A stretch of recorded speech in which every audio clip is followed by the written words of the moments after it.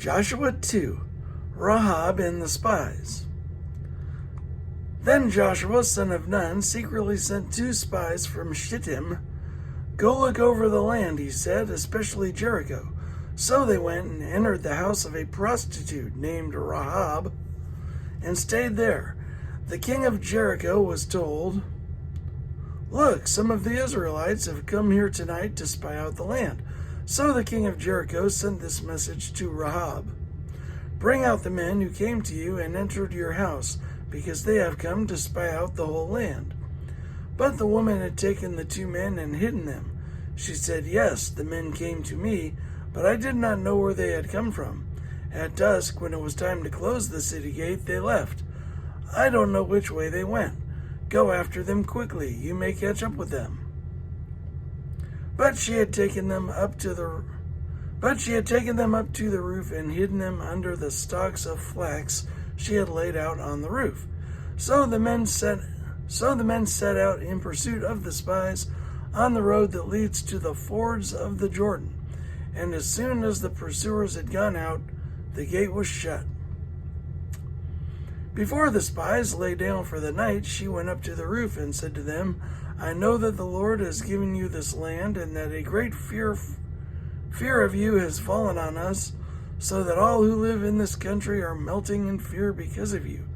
We have heard how the Lord dried up the water of the Red Sea for you when you came out of Egypt, and what you did to Sihon and Og, the 2 kings of the Amorites east of the Jordan, whom you completely destroyed.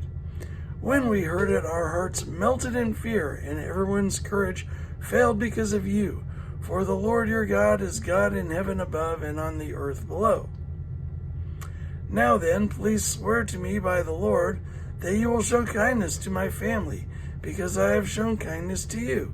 Give me a sure sign that you will spare the lives of my father and mother, my brothers and sisters, and all who belong to them, and that you will save us from death.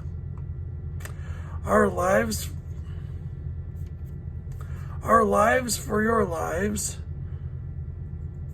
the men assured her. "If you don't tell what we are doing, we will treat you kindly and faithfully when the Lord gives us the land." So she let them down by a rope through the window, for the house she lived in was part of the city wall. She let them down by a rope through the window, for the house she lived in was part of the city wall. She said to them, "Go to the hills, so the pursuers will not find you. Hide yourselves there 3 days until they return, and then go on your way."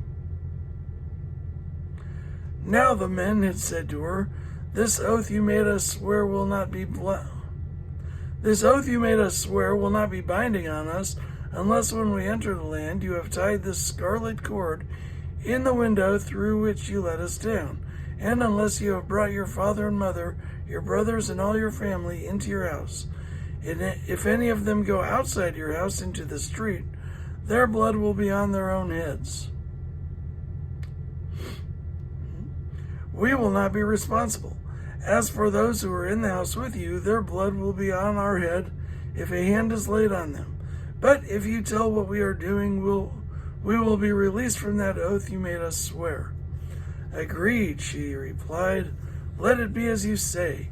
So she sent them away, and they departed, and she tied the scarlet cord in the window. When they left, they went into the hills and stayed there 3 days, until the pursuers had searched all along the road and returned without finding them. Then the 2 men started back. They went down out of the hills, forded the river, and came to Joshua, son of Nun, and told him everything that had happened to him.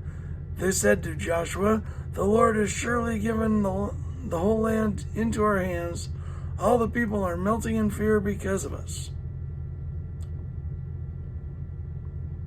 Joshua, son of Nun.